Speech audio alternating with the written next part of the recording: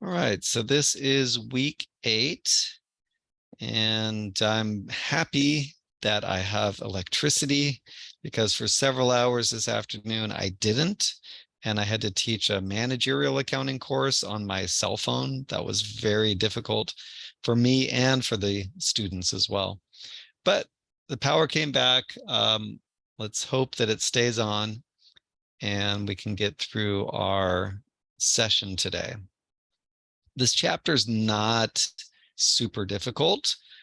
Um, there are a couple interesting things that, a couple little challenges, tricky aspects, but overall, it's I'd say not a hard chapter. So I think we might even finish earlier than 2 hours. All right, before we get into the chapter, though, let me share with you some announcements. So we do have an upcoming activity down in King City, April 21st. That happens to be Earth Day, and it's going to be from 1 to 4 o'clock at Hartnell's King City Educational Center.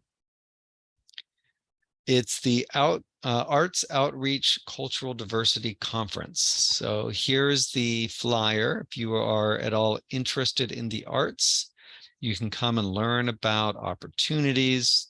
For example, how can artists make money with their craft? What are some possible internships or other relationships? There are going to be some local businesses there, some of which we're trying to talk to about ways to use artists and pay artists for their work. So that's really the focus. Artists being paid to help solve local issues for communities, for businesses, and so forth. If you are interested, here is more information, a QR code that you can access, and that's about it. So there's that activity coming up. Then what else? I did mention, well, my office hours. Let me just proofread this and make sure this makes sense. Okay, yes, it does. Good. My office hours today were only online. For tomorrow and Thursday, I will definitely, well, I say definitely, as long as I have a way to connect to the internet, I will be online for my office hours as usual. I don't know, though, if I'll be on campus. It really just depends on the flooding situation. Yesterday, when I tried to come home from campus, the normal route that I take was closed due to flooding. And fortunately, I was able to take an alternate route, but it's possible that I might not be able to get to campus Wednesday or Thursday. So if that's the case, if you were interested in stopping by and chatting with me in my office, you might want to just check the announcements first or shoot me an email, and let's make sure that I'm actually on campus. All right, so next, this probably doesn't relate to you, Juan, but maybe some others. Oh, did I even start recording? I did, okay. It's been a long day. This might relate to others. This is for women pursuing degrees in agriculture who live in Monterey, San Benito, and Santa Cruz counties. You can apply for a scholarship that ranges from $500 to $2,000, and the application is right down here. So feel free, if you're interested, to go ahead and apply for that. Now, next week, we're going to start our live session at 5 o'clock. There was something that came up. I don't remember what it was, but there was some kind of conflict, and so I had to push this back an hour. So next week, our session will be starting at 5, going possibly as late as 7 if we do need the full 2 hours, but usually we don't. And then after that, starting on the 28th, it's going to go back to the regular 4 o'clock. Okay. I can tell you on the 28th, I'm actually going to be doing our live session from the car. I won't be driving, obviously, but I'm going up to San Francisco that day, so I'll be in the car. It shouldn't make a difference. I've done it before. I should be able to connect just like usual, just through my data on my cell phone. So that'll be on the 28th. It'll be back to the normal time, but I will be tuning in from my car as somebody else drives.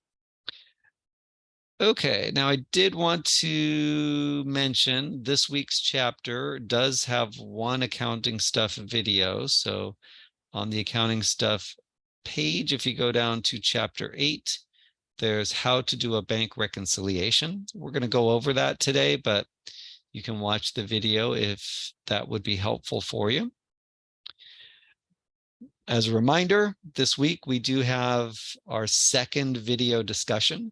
So if you haven't done so, go ahead and watch this video, submit a post of at least 100 words in length, where you summarize the points that are brought up in the video, and respond to at least 2 other questions posts.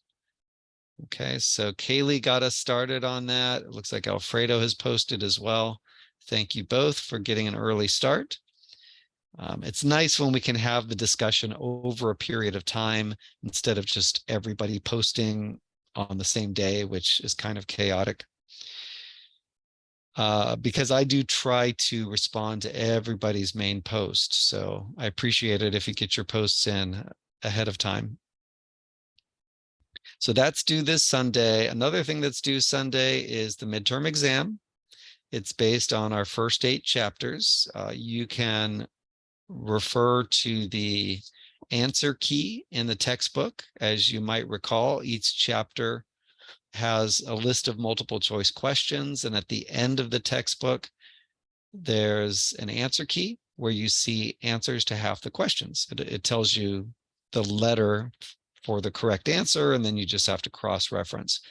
So the numbering's different from what you'll see in Canvas, but it is a way for you to see the correct answers for half of the questions from the first 8 chapters, and for future chapters as well. So when you take the midterm exam, it's going to be 50 questions, multiple choice. You have 3 hours and 1 attempt, and it's open book. So most students don't have any trouble answering all 50 questions in that amount of time. And I think that's about all I need to say about the midterm. It is worth 5 points, so that's about half of 1 letter grade. All right, and again, due Sunday. One final thing that's due Sunday is the extra credit personal progress journal. So if you're interested in that, submit a post by the end of this week that covers your experience for chapters 5 through 8. So again, summarize how things are going for you, challenges, things you've learned, whatever you want to write in your personal journal about this last, 3 weeks plus this week. So there's no particular length requirement, no particular format. Just go ahead and submit a post, and you'll get some credit for doing that. I will provide you feedback as well. And then you'll have one more chance to post to this journal from weeks 9 through 12. All right. So I think that covers everything. We can go ahead and get into our exercise set and problem set. Juan, if you have questions at any time, just unmute or put something in chat, and I will be glad to address your questions. All right, here we go. Let's see, how many exercises do we have? Only 12. And then I picked out, I think, 4 problems. 1, 2, 3, 4. Yep. So I think this is going to go fairly quickly today. The 2 main things that we have to do for the exercise set and the problem set in this chapter is petty cash, or are petty cash and bank reconciliations. The chapter also talks about fraud, other types of internal controls, the Sarbanes-Oxley Act, but that's all covered in the lecture, and you don't need that so much for the exercise set and problem set, so I'm not going to really spend time on that. But fraud is a big issue. Both employees committing fraud against their employers or against other people, but also in some cases, organizations that commit fraud. There are many, many cases of this. I think it's a fascinating topic, especially given where we're at right now with these banks failing. That wasn't necessarily fraud, but did the legislators who loosened the regulations which allowed these banks to take on too much risk, did they know that it would eventually crash the economy? Yeah, maybe. Are they benefiting from it personally? They might be. So there might be some fraud in there somewhere. But anyways, I think it's a fascinating topic because there is so much fraud that happens in the world today. And it just amazes me how some people, primarily people who are psychopathic in nature, can cheat so many people out of so much money. It's just fascinating. So anyways, that's what this chapter is about. Fraud. How do you prevent fraud within your organization using internal controls? And how do you manage cash to make sure it doesn't disappear? Cash has a way of, if it's not properly managed, it'll just slip away. All right, so we're going to start with petty cash. And petty cash is a way to have some cash available for the organization to use for small purchases so that you don't have to go through the whole process of getting a purchase order approved, getting a check authorization signed, and instead you need to make a small purchase, there's some cash available. Now, somebody has to manage it. So the way it normally works is somebody in the office has access to a safe or a locked drawer or something of that nature, and they oversee the petty cash.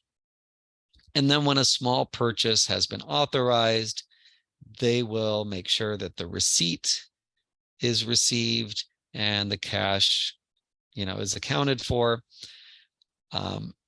What makes petty cash different from most of the accounting that we've been doing is it's called an imprest account, I-M-P-R-E-S-T,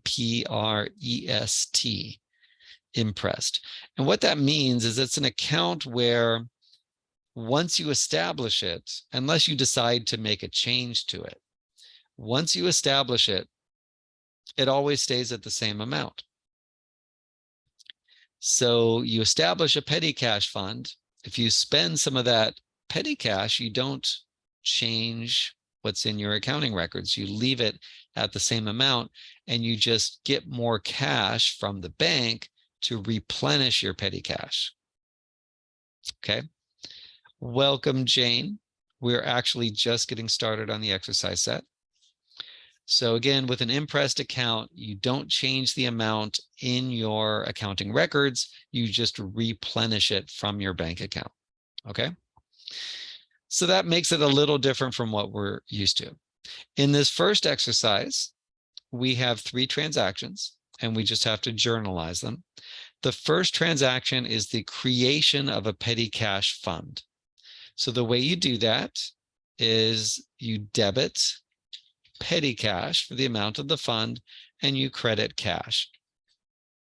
So what's actually happening in this case is you're taking money out of your bank account, and that is tracked by the cash account in your records, because cash is how much cash you have. And where do companies keep that cash? They keep it in the bank. Okay. So you take $300 out of your bank account, so cash goes down by $300, and then you put it into that locked drawer or safe that is established for petty cash. And so we now have to record that as $300 in our petty cash account. Then at the end of the month, you take all the receipts that were paid for out of petty cash. In this example, we had an automotive expense of $18, so there should be a receipt somewhere. We had office expenses totaling $35, so there should be a receipt for that. Postage, $56, miscellaneous, $67. Miscellaneous you would use for small things that you're not likely to buy very often.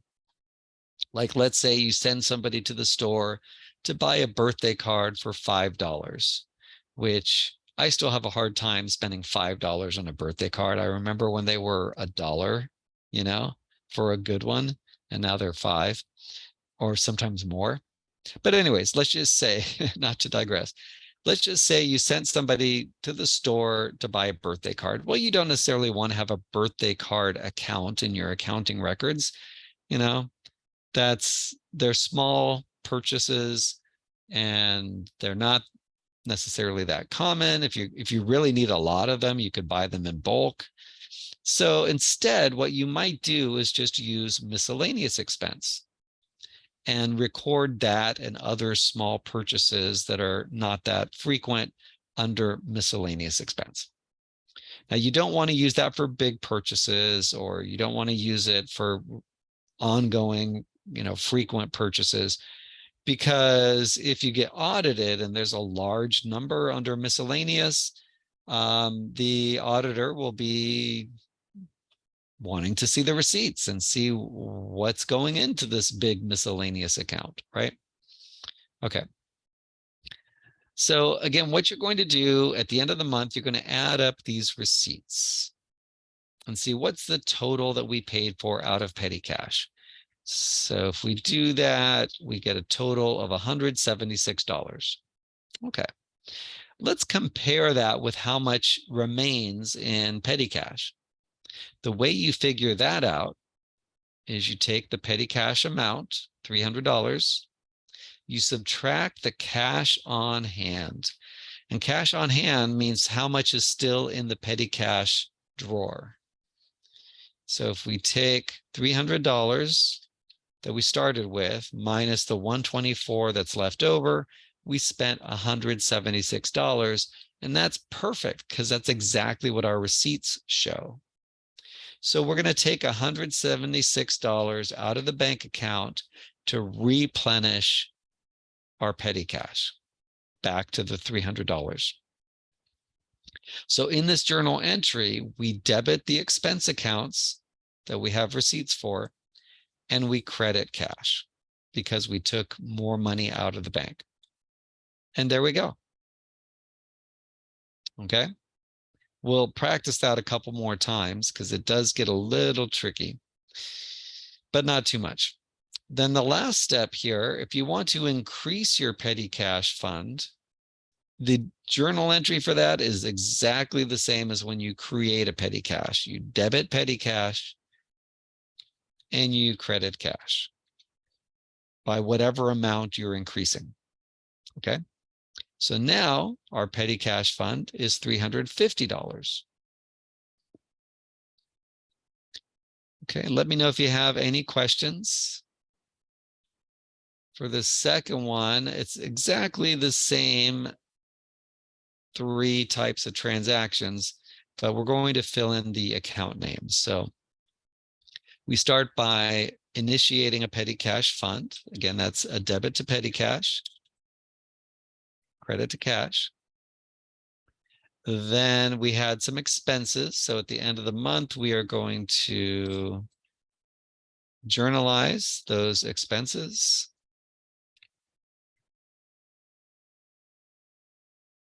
And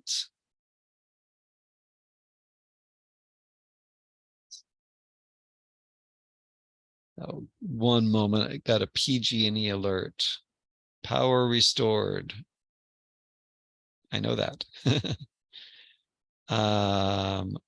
Okay. Okay. But it was nice of them to tell me. So those are the 4 receipts. Now, again, we need to know how much we need to replenish out of petty cash. So we take our petty cash amount, subtract our cash on hand, and we need $190 to take out of our bank account and put back into petty cash to replenish it. However, let's compare that with the amount of the receipts. We had 4 receipts and they total up to $182. So that means we are short $8. We might be missing a receipt. Perhaps there was a receipt for something that cost $8 and it got lost, or the employee forgot to bring the receipt to us, or maybe somebody stole $8 out of petty cash. We don't know, but we're short. So the way we handle that is we would go ahead and put that $8 here as a debit. And the account for that is called cash over and short. Okay. Now, if we add up our 4 expenses plus the $8 that we're short, it will equal our 1 credit, because our debits always have to equal the credits. All right, then we can go on to part C. We're increasing petty cash by $75. And the way we journalize that, I knew that was going to happen, is exactly like when we create it: debit to petty cash, credit to cash. Okay. All right, let's see another one.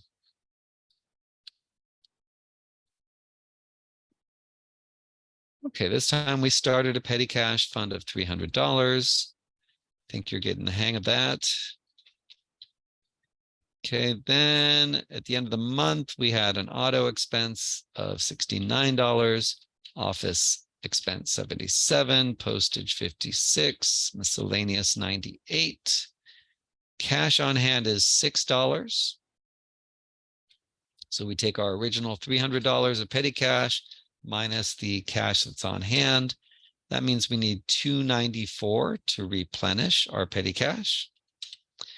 And let's see how that compares with our expenses. Our expenses came out to $300.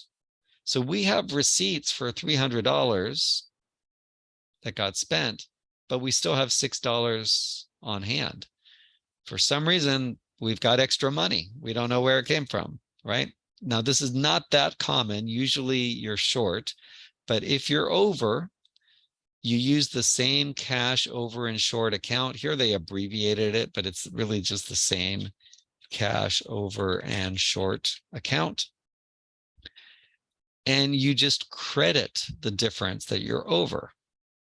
So now, again, we have 300 on the credit side, 300 on the debit side, and everything equals. The last step here, we're increasing petty cash by $60. So again, debit petty cash, credit cash. And we can move on to exercise 4. Okay.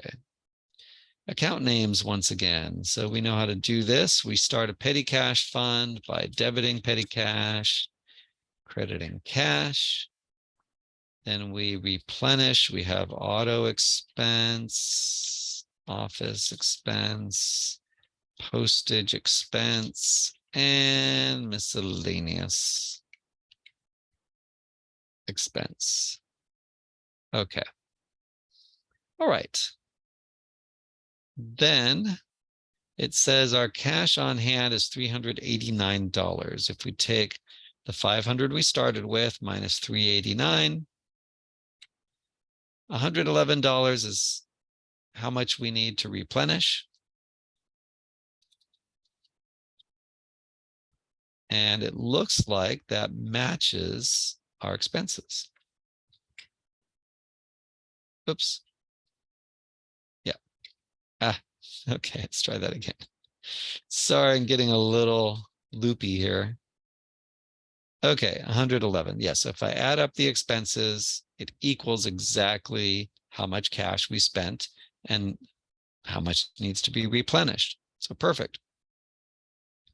Now, in this case, the company decided to reduce the petty cash fund from 500 down to 300. So that's a $200 change. How do you think we're going to journalize that? Juan or Jane, do you have any idea? We're gonna flip-flop them, so We are- cash is debited. That's exactly right. Good job. Yes, we're going to debit, cash, credit, petty cash. Perfect. All right, moving on to, oh, now we're already getting into bank reconciliation. Okay, so we covered petty cash. I think we have one more that we'll do in the problem set. But now we're going to move on to bank reconciliation. So let me talk about this.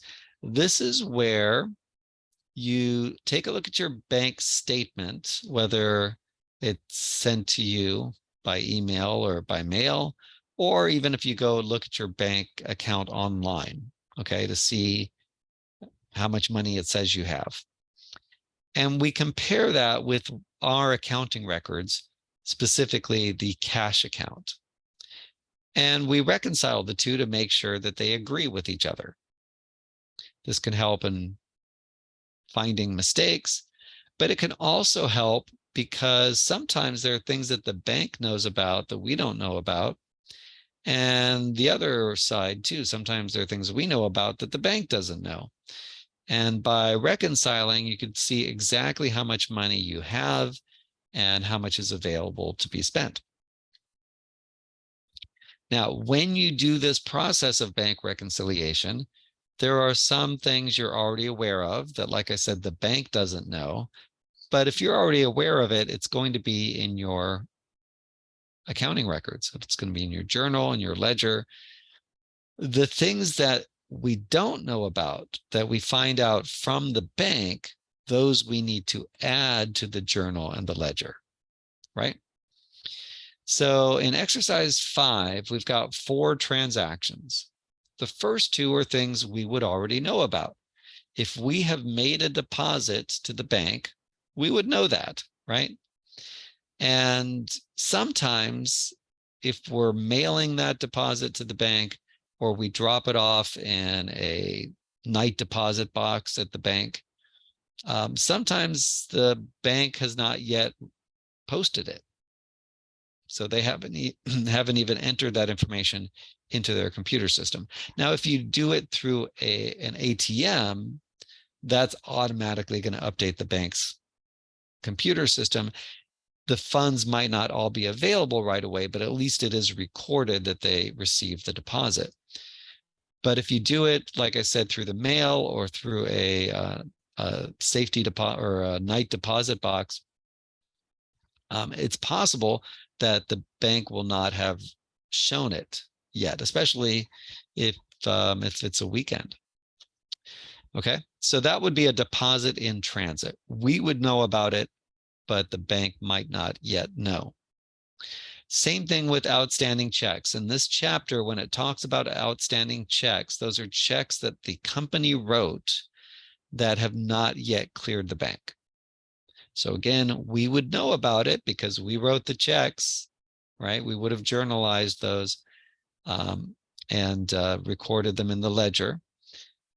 But the bank doesn't know about it until that check clears, right? And that's a process where whoever we paid the check to, they have to deposit it into their bank. Their bank clears it through the Federal Reserve System, and then the other bank is notified. So in that period of time, which sometimes takes a long time, because sometimes you send somebody a check and they might not deposit it for a month or 2. So in that amount of time, we know about the checks that we wrote, but the bank might not yet know. Okay. Now, the other 2 transactions are things that the bank would know about. And when we look at our bank statement, we would learn about them. So one is a bank service charge. In this case, the bank is charging us $50. Okay. Well, we have to go ahead and count that as an expense, and the account name is bank service charges. The next transaction is an NSF check. Does anybody know what NSF stands for? Insufficient funds. Pretty much non-sufficient funds. Non-sufficient funds. So that means in this chapter, it means that a customer gave us a check, or somebody gave us a check. We deposited it into the bank, and at first the bank recognized it, gave us the money, but then the bank found out that the check was bad. So when the bank found that out, they took the money out of our account. So this would happen if somebody wrote us a check and they didn't really have the funds to cover it. Again, our bank gives us the funds and then takes them away when they realize that the check bounced. So whenever we see NSF check in this chapter, that's what it's referring to. It's possible for us as a company to write a check that bounces, and then we have an NSF check, but that's not what it's talking about. And then what it shows here, oh, welcome, Maria, by the way. What it shows here is when we learn about that NSF check, we come down here and we debit accounts receivable. Anybody want to guess why we would debit accounts receivable if a customer bounced a check? Because the money has to go back to the customers that because that was accounts that it was not paid cash, so we Right. recorded accounts receivable, so we have to return back the money because the check was bounced, so it has to go back Yes. into the system. That's right. That's right. We need to record that that customer that we thought had paid us, now that their check bounced, they still owe us the money, right? They still owe us that $250 since the check bounced. So their account receivable is going to go up by $250 until we do collect money from them. Okay, so we had two debit transactions, and in both cases, they reduced how much money was in our bank account. So we are going to have a $300 credit to cash to reflect that our bank account went down by $300. All right, any questions on this exercise? All right, well, let's move on to number 6. This one is similar. Again, in the process of doing a bank reconciliation, we find that there is a deposit that we made that is not yet posted to the bank. Again, we would know about that, so no additional journal entry is needed. But this is something that we would learn from the bank. Now, it's possible if we lent money to somebody, they could pay us back directly, or we could have them send the money to our bank. And then the bank would collect that loan payment for us. That's what's happening in this case. We made a loan to somebody, and they are paying our bank. Why we loaned money to somebody, I don't know. But sometimes, like companies will sometimes, they'll lend money to an employee, for example. So let's see. So in this case, the bank received a $1,000 payment, which paid down the principal of the loan. And remember that a note is a loan. So if we have a note receivable, that's money that we are planning to receive back from a borrower. Okay. So the $1,000 was the principal payment on that note receivable. And then the borrower also paid $20 of interest. And so that also gets collected by the bank. So the way we're going to journalize this is our cash, in this case, is going up by $1,020. 1,000 of that was the note receivable, the principal portion. And $20 was interest income that we received. Okay, so that's how we would journalize that. Now, if we look at that transaction, notes receivable, what type of account do you think that is? Any guess? An asset? It is, exactly. Just like an accounts receivable is an asset because it's something we own even though we haven't collected the money yet. Same thing with the note receivable. It's an asset. In fact, if you look at commercial banks' assets, most of their assets are receivables. So most of the money that they have, they actually already loaned out or lent out. And that's why we've had a couple of these cases in the past week: Silicon Valley Bank, Silvergate Bank, and there was a third one that all did not have enough money to give to their depositors who wanted their money back. So it's kind of a crazy system we have that we allow banks to invest the money that we have safely deposited with them. It's really not that safe. So in this case, yes, that's what it is. A note receivable is an asset. And that's why when the customer's paying it down, we credit it because that asset is going down on our books. Now, interest income, what type of account do you think interest income is? Is it revenue? It is. Nice job, Jane. Yes, it is revenue because we earned that interest. You know, we made the loan, time has passed, the customer owes it to us, so we've earned it. And you're right, it's revenue. Okay. Then we've got some outstanding checks. Again, we would know about those, so we don't need to journalize those. Here's a bank error of $300. If the bank has made an error, they need to fix that on their end, and we don't need to journalize that either, right? We might include that in our bank reconciliation just so that we keep track of it and we don't spend money that is not there because the bank took it. So we might want to keep track of it, but we don't actually have to journalize it or record it in the ledger. But like we saw before, bank charges, we do debit bank service charges and credit cash. Okay, and bank service charges was an expense account. All right, we're halfway through the exercise set. If there are no questions, let's go ahead and do an actual bank reconciliation. So we were only doing the journal entries, but now we'll do the actual reconciliation. The way you do it, you have the bank statement side where you begin with the amount of money your bank statement says you have, and you compare that with the book balance side. This is how much is in your cash account.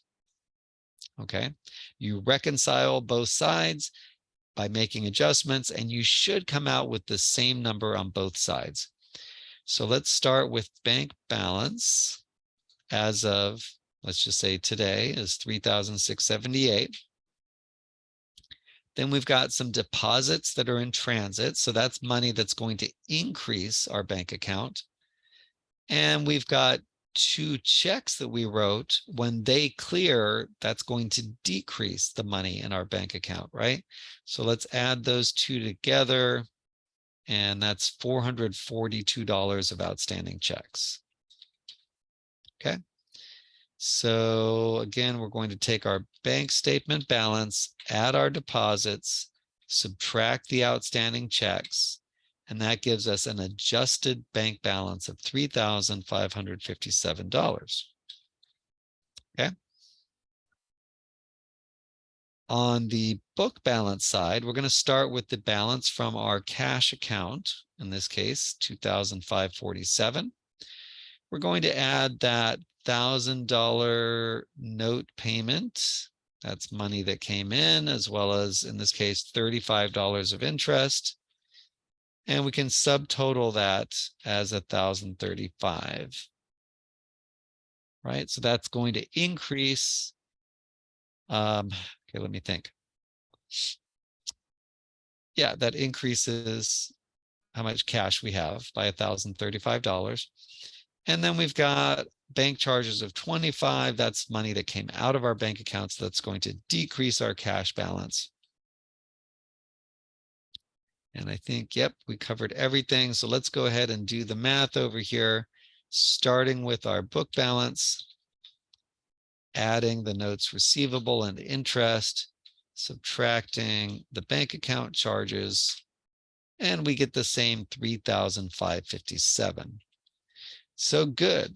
We have now reconciled, and we can feel very confident about how much money is in our bank account, right? Even though the bank statement says we have this much money, we know that once these are all processed, we really only have that much money.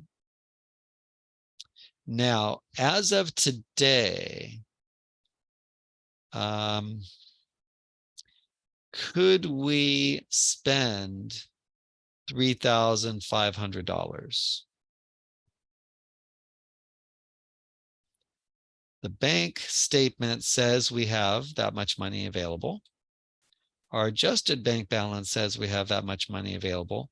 But let's say we pulled out $3,500 today. That would leave $57 only according to our adjusted bank balance. It would leave $178 according to our bank statement balance. But imagine that these outstanding checks also cleared our bank today before those deposits got processed. That would potentially be a problem. So what you want to do is keep in mind, even the adjusted balance does not tell you exactly how much cash is available, because this deposit, who knows, maybe it'll get posted today, maybe it'll take longer. So you want to keep that in mind. Okay, don't necessarily spend that money. And it's not a good idea to spend your company's bank account down that close to zero anyways, right?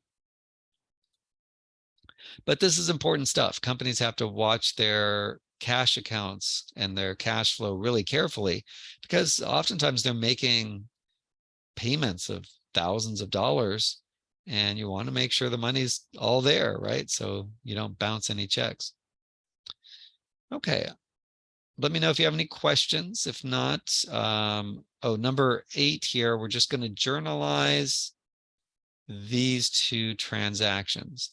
You never have to journalize anything on the left side, because again, we know about deposits we made and we know about checks that we wrote, but we do have to journalize anything that we learned about on the bank statement. So the notes receivable was $1,035, counting the interest. Oops. So that's $35 credit to interest income, $1,000 credit to notes receivable, $1,035 debit to cash. And then the bank service charges of $25, again, debit to bank service charges, credit to cash. Okay. So let's move on to number 9 then. Okay, this time we get to fill in the account names for this bank reconciliation. All right, we start with bank statement balance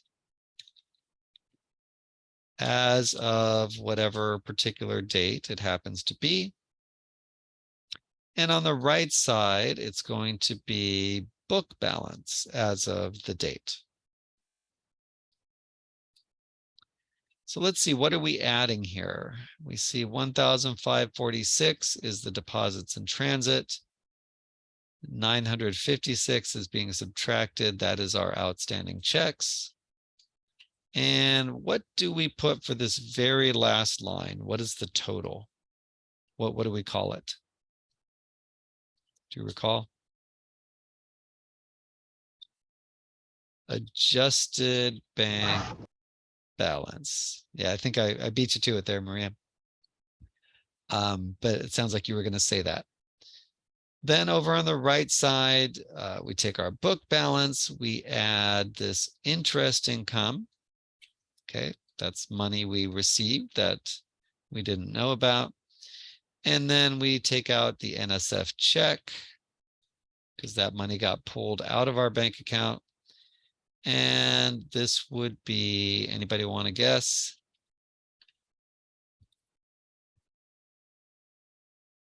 Adjusted book balance, right? Then again, we have to journalize these two transactions. So interest income is a debit to cash, credit to interest income. The NSF check is a debit to accounts receivable, credit to cash. Okay. And now we are at our last two exercises.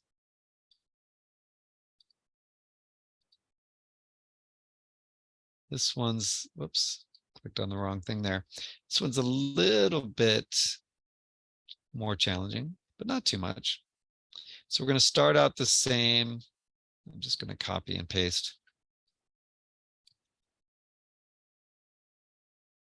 So we'll start off with bank statement. Oh.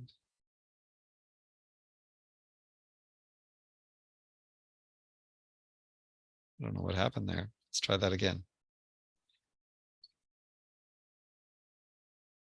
Must have been operator error. Okay. So we have our bank statement balance on the left, book balance on the right. Here in this blank area, it's going to be add. Same thing on this side. Here it's going to be less. Same on this side. Oh no, let's see. Yeah, that's right. Okay. And let's fill in the amounts. So 1,600 is deposits in transit. Now there are two different 75s. One is bank charges. One is bank incorrectly charged the account $75. Which one do you think is going to go on the left side? The incorrectly charged the account. That is right. That is right. Because the bank service charges, we know, go over here, right? So the other one, the bank error, goes here. Now, again, we don't have to journalize that. It's just for us to be able to reconcile and make sure the bank takes care of it. I'm going to double check the wording on this account name in a moment, but let's go ahead and finish up here. Okay, then less. Let's see what less is here.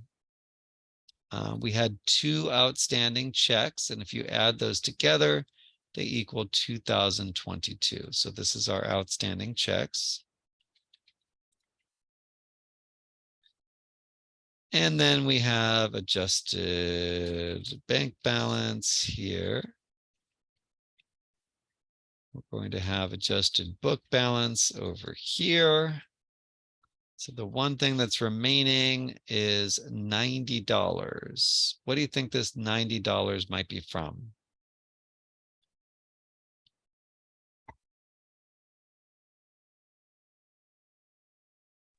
The check number 2456. Okay, that's right. Because the check was written for the right amount, but our accounting records showed a different amount. So our accounting records are wrong. They're off by $90. It's the difference between $234, which is on the check, and $324, which is in our accounting records. And probably what happened is just a transposition error. When it was typed in, instead of 234, somebody typed in 324, right? So we need to make that correction. And I think the way we do that is we put check number 2456, posting error, something like that. So let's go ahead and take a look and see the exact wording on these.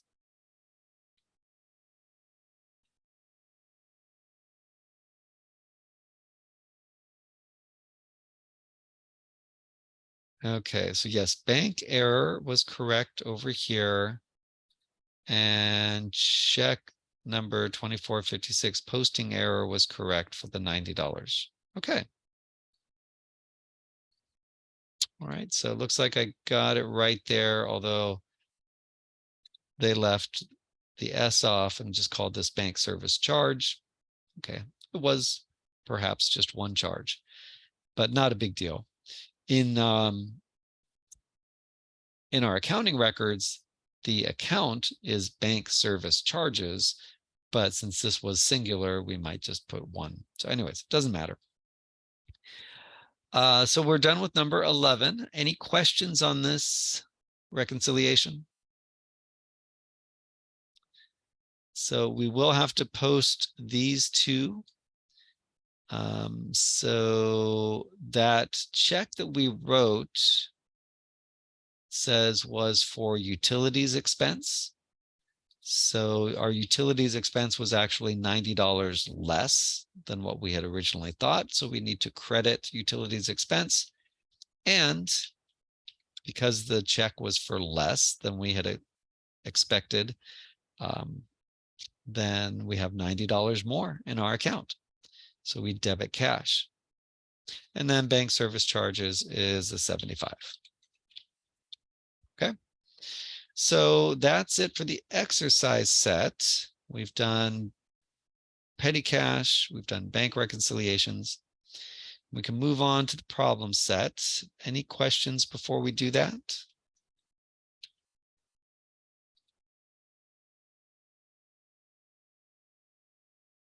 All right, then let's go ahead and knock out these last 4 problems.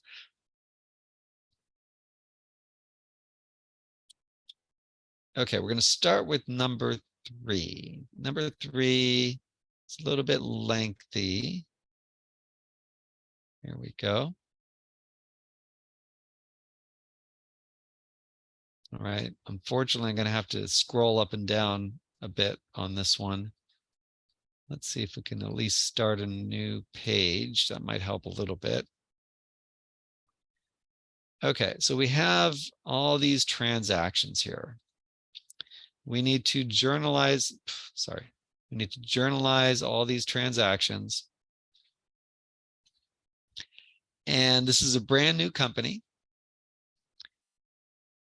So the account names are already there. So basically we just have to fill in the amounts. Okay, so the first transaction was $10,000 of cash the company received from investors. And their last name is Dodge. So we are crediting that to the Dodge Capital account. They're the owners of the company. Okay, then we paid for rent, $500. Definitely not rent in this area. So that's a rent expense. And even though it's a check that we wrote, as you probably recall, we go ahead and count that as cash. We received $1,000 for, oh, wait a minute, I skipped petty cash. We started a petty cash fund of $500. Okay. Then we got $1,000 for services rendered. So $1,000 cash and credit to services. Then we bought $158, is it? Yes, $158 of office supplies. with cash. Then we bought $2,500 worth of computer equipment, and I think we paid $1,350 in cash. Is that right? Yes, and the rest of it is an account payable. Then we earned some more revenue from providing a service. It was $800 for services rendered. So we got paid cash, 800, credit to services income. You know, it could be services revenue, but in this case, they just called it services income. We had $800 of wages that we paid out in cash. Okay, then we, at the end of the month, we are going to go ahead and figure out how much we need to replenish our petty cash. So we're going to look at these petty cash expenses. There was office supplies, $256, maintenance, $108.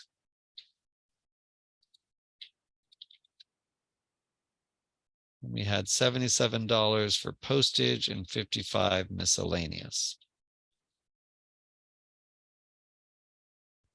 Okay, let's see how much we need to replenish our petty cash.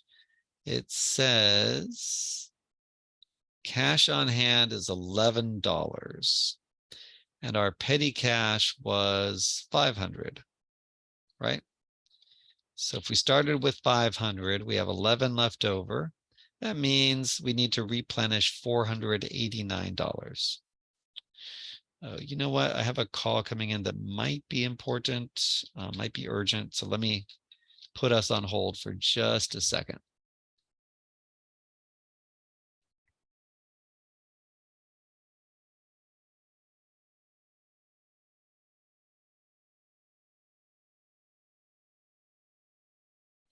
Okay, not urgent.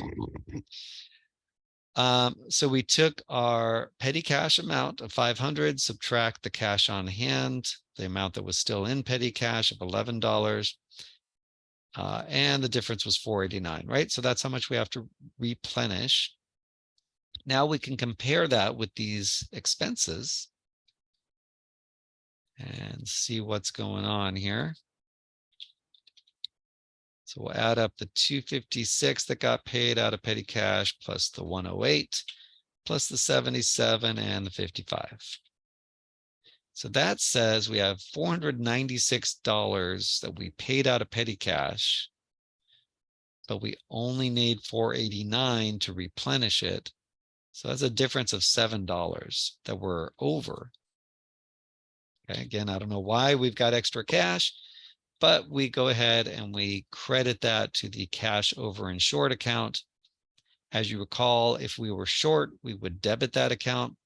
But since we are over, we credit. Okay. And that way we have $496 of debits and $496 of credits. Any questions on that? No. Our last transaction, we're increasing our petty cash by $30. So we are going to debit petty cash and credit cash. Okay. So there we go. We have finished problem number 3. Now, problem number 4 relates to problem number 3.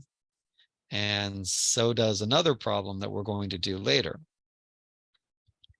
In problem number 4, we need to make a trial balance. And the way we would normally make a trial balance is we would copy all those transactions that were posted to the journal over to the ledger.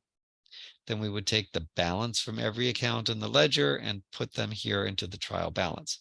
But they want us to kind of skip the ledger step and just go straight from journal to trial balance.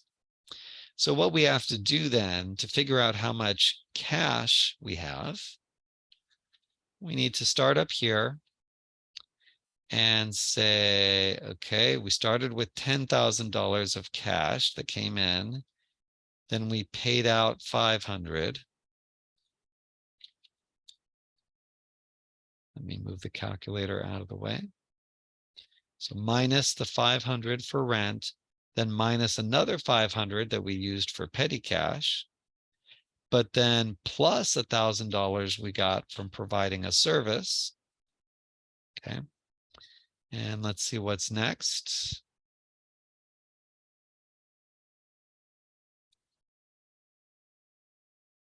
Then minus 158 we paid for office supplies. Minus 1,350 we paid for computer equipment, plus $800 of cash we got from providing another service. Oh, well, I think that's supposed to be 600 wages. Let me double check. Yeah. Glad I noticed that. Okay. So then minus $600 we paid out for wages. Minus 489 we used to replenish our petty cash, and then minus $30 we used to increase our petty cash. So I came up with $8,173. Basically, what I did is just went down the journal, added all the debits to cash, subtracted the credits to cash. Another way you could do it is just start by adding all the debits to cash and then adding all the credits to cash up to get a total and subtract the credits from the debits. So you could do it that way. But it's not that efficient, right? You wouldn't really want to do that. That's why we have the ledger. We transfer all those cash transactions to the ledger, and then we just add them up over there. Okay, so we know our cash balance. Petty cash, we know, started as $500, and then we increased it by 30. So our petty cash balance is 530. Remember, it never changes unless we increase or decrease it. Then we go to office supplies. Now, there were two office supply transactions. There was one here for $256, and there was one up here for $158. So together, that's $414 of office supplies. Computer equipment was $2,500. Accounts payable, I happen to remember, was $1,150. Dodge Capital was $10,000. Services income, there were two. There was one for $1,000, another one for $800. So together we've had $1,800 of services income. Rent was $500, wage was $600, maintenance $250. No, I got that wrong. Maintenance was $108. Miscellaneous was $55. Cash over and short was $7 that we were over, right? So in this case, it's a credit, but in some cases, you might end up on your trial balance having a debit to cash over and short. In fact, that's more common that you would have the debit because it's more likely that you are short than over. And then we've got our postage expense of $77. All right. So now we've taken all of those amounts from those transactions, all the totals from all the accounts that were involved in those transactions, and we've placed them here on the trial balance. And now we can add up debit side.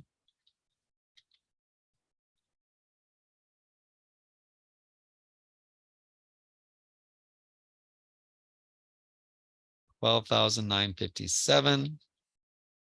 We can add up the credit side and hope we get the same amount. Perfect, $12,957. Okay, so there we go. Any questions on this problem, number 4?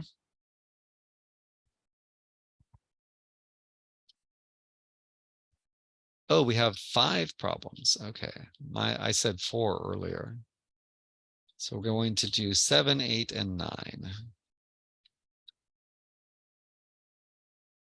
Oh, yes, I remember now. Okay, number 7.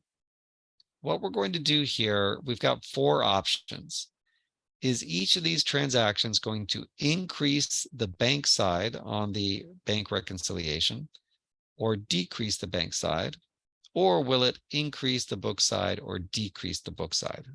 Okay, so think back to the bank reconciliation we did. Do I still have it open here? Yeah. So think back to one of these. Is it increasing the bank side, decreasing the bank side, increasing the book side, or decreasing the book side? Okay. And the first one is an outstanding check. So if we are doing a bank reconciliation and we know we've written a check that has not cleared the bank, what impact will that have on the bank reconciliation? Decrease the bank's charges, the bank side, I'm sorry. So it is going to be on the bank side, and it is going to be a decrease because it's going to decrease our bank balance once the check clears, right? So that's why here,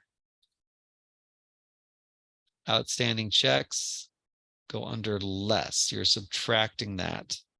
So it's decrease the bank side. Then the next one, interest income. What impact would this have?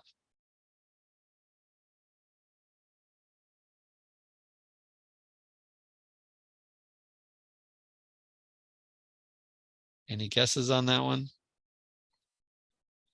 So if the bank collected interest income for you, that's going to be an increase on the book side. On the book side, yeah. Yeah. Then NSF check. What impact will that have? That will decrease our book side. Exactly. Decrease the book side. Okay, we haven't talked about wire transfers, but you might be familiar with them. Sometimes people transfer money from one account directly to another by having the bank do that. I mean, you can do it these days with like a lot of banks will just let you transfer funds to an external account. But it used to be if you wanted to do that, you would call the bank and say, would you wire these funds from my account to this other account? And then sometimes you have to fill out an authorization form. And you could still do it that way, but it's not as common. So if you need to do a wire transfer, well, I should take that back. Okay. In this case, what's happening is a customer has done a wire transfer. So they transferred money into our bank account, right? They can't take money out of our bank account, but if they have the wiring instructions, they could transfer money into our bank account. And why would they do that? Because they owe us money, right? So the way we would treat that would be that we wouldn't know about it until we got the bank statement, unless the customer happened to tell us. So we would look at the bank statement and then see that that money came in. So that would be an increase on the book side. Okay, just like the bank collected the interest income, the bank collected that payment by a wire transfer from the customer. Okay, the next one, deposit in transit. What impact does that have? Increase the bank statement. Yes, that's right. And the last one, bank charges. That will decrease our book balance. Yes, exactly right. You got the hang of it. Good job, Maria. So those are our answers. Let me double check them just so I can feel better about it. Those are right, but okay. There, yeah. So there we go. And we can now go on to problem 8. Okay, on this one, what we need to do is think about, is a journal entry needed for this transaction? If not, I'll put an X in this column.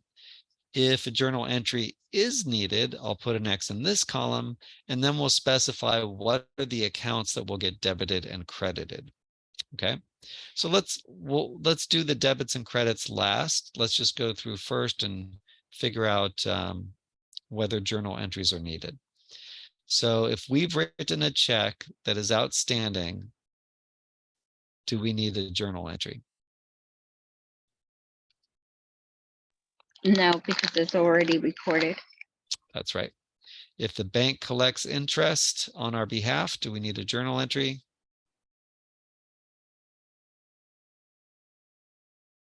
Yes, because we don't have a record of that interest. Correct. Okay. And NSF check from a customer.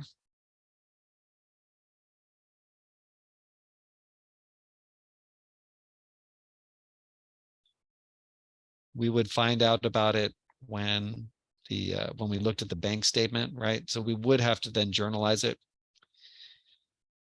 Wire transfer by customer, same thing. We probably wouldn't know about it until we saw the bank statement. And then we know deposit in transit we're aware of because we made the deposit, and a bank charge also would come from the bank statement, right? Okay, so now let's do the harder part and think, what accounts would we debit and credit? So for interest income, do you remember? Well, and I will give you a hint here. In each of these 4 that need a journal entry, cash will be one of the accounts. So if interest income is received, what will we debit? What will we credit?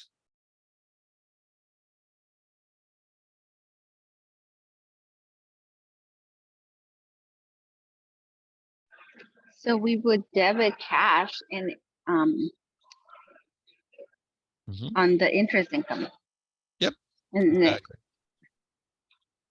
Yep, that's right, Jane. So debit cash, credit interest income. All right. And then do you remember how we handled the NSF check? How we would journalize it? we have to hit the accounts receivable for that customer. Mhm. That's right. So it'll be a debit to accounts receivable, credit to cash. What about the wire transfer? The money's coming in. So it's a debit to cash. Debit cash and credit accounts receivable? Yep, that's right. Because probably that's the reason the customer sent us money, because they owe it to us, right? So yes, that would be paying down their account receivable. And the last one, bank service charges. Do you remember what we debit on that one? Actually, I just said it. We're gonna debit cash and credit bank charges fees. You know, sometimes it could be bank fees. In this chapter, they have been calling it bank service charges. But yeah, it's the same thing. I have seen it. I think even in other parts of the textbook, they'll say bank fees or something like that. So, but yeah, we would debit that because that's the expense. And then because cash is going down, we would credit cash. Okay. So we are done with that. Are there any questions on problem 8? Our last problem here is the one that refers back to problems 3 and 4. And pretend that this is a bank statement. So on this bank statement, we see that we had a beginning balance of 0. There were 2 deposits totaling $11,000. Then there were all these checks and charges totaling $1,747, and that left us with an ending balance of $9,253. So that ending balance is what we use for the bank reconciliation. That is our bank statement balance. Do you remember where we get our book balance from? What account?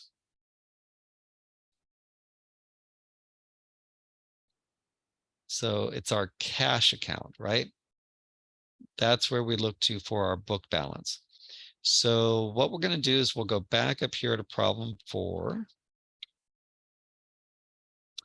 And we see that we figured out the cash was $8,173. Okay, so that's the number we needed.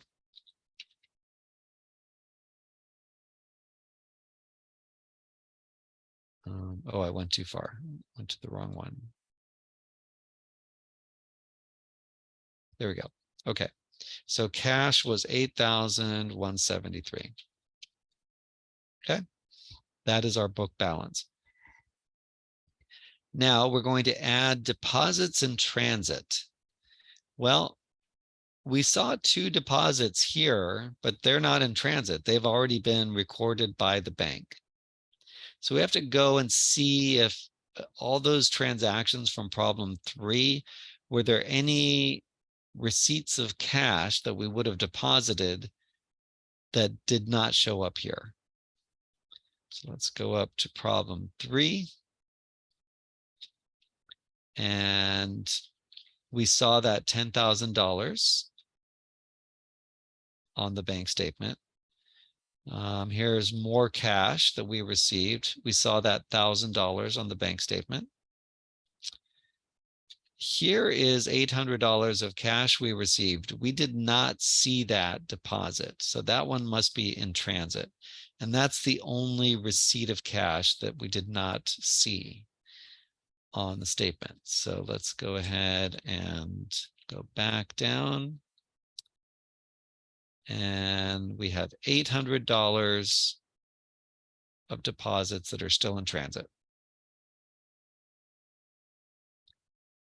Then we've got 3 outstanding checks, 104, 5, and 7.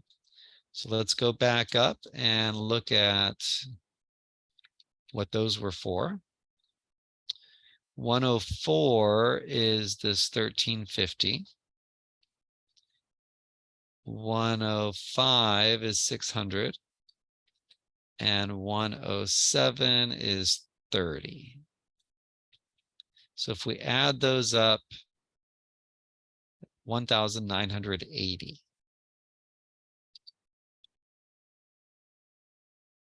Okay. Oh, I guess I didn't need to add them. So 1,350, 630. Okay. So starting on the left side, then we've got our bank statement balance plus the $800 deposit in transit minus these 3 outstanding checks leaves us with $8,073 adjusted bank balance. The book balance we already have, right? That was the cash account. The only thing we need to adjust over here, we had a bank service charge. We can see that's $100 on the bank statement. So we subtract that from the book balance, and our adjusted book balance is $8,073. Perfect. It matches the adjusted bank balance. Okay, so that's our bank reconciliation, and we are done at 5:21. Do you have any questions?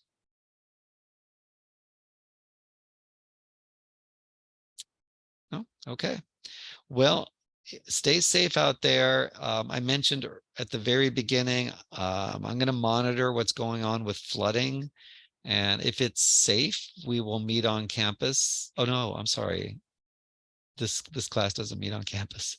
I did 2 other classes today that are normally in person, but we did them online, so I got confused for a second.